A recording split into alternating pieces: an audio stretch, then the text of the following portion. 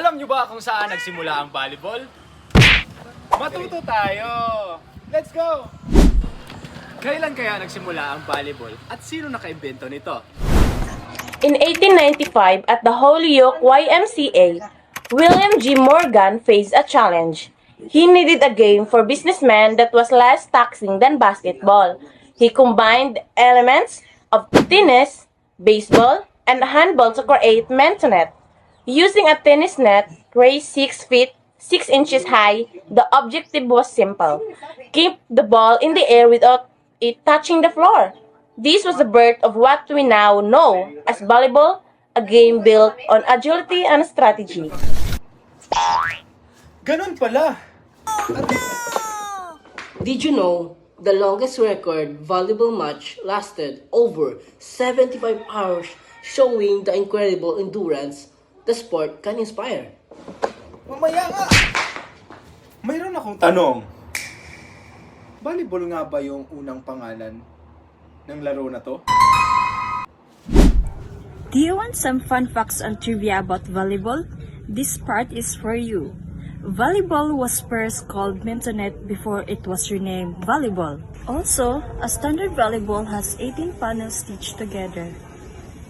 Did you know the fastest recorded volleyball serve exceed 130 km per hour or 80 mm per hour? Each volleyball team has 6 players on a court at one time. The libero wears a different color jersey and is specialized in defense. Volleyball is played by over 800 million people worldwide, making it one of the world's most popular sports. Beach volleyball is played with 2 players per team, unlike indoor volleyballs has 6 players. Lastly, the longest volleyball match on record lasted more than 75 hours as part of a marathon charity event. So that's all for the volleyball trivia and fun facts. Thank you.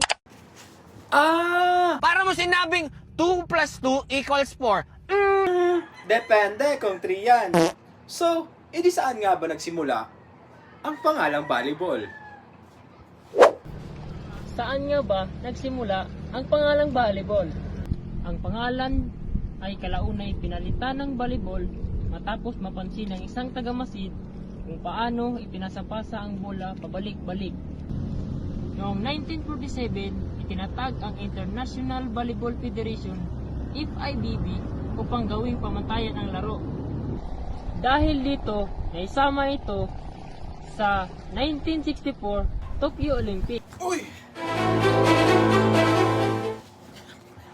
Yun pala! So, kailan ito napunta sa Pilipinas? Tara, alamin natin. Volleyball was introduced in Philippines in 1910 through the YMCA and Elwood C. Brown. It quickly became a popular sport in school. Filipinos also helped improve the game by introducing the powerful spike called the Bamborino, which is influenced modern volleyball. Today, volleyball is one of the country's most popular sports, played in school, colleges, and local communities league. Did you know the timeline with 18 major events? 1895, volleyball is invented. 1896, first public demonstration. 1916, rules and skills improve. In 1947, FIVB founded. And 1949, first men world champion. In 1952, first women world champion. And 1964, Olympic debut.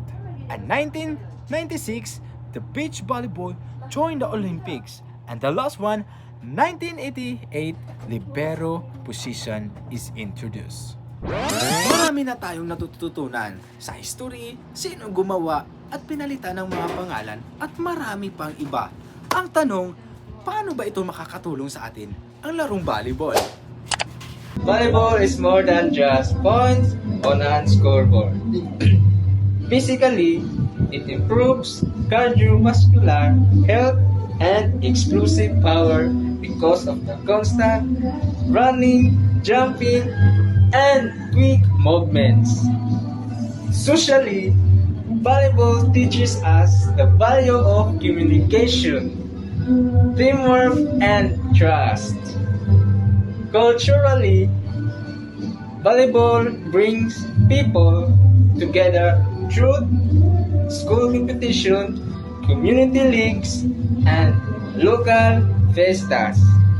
Volleyball teaches important life lessons such as discipline, resilience, and perseverance. These lessons are valuable not only in sports but also in everyday life.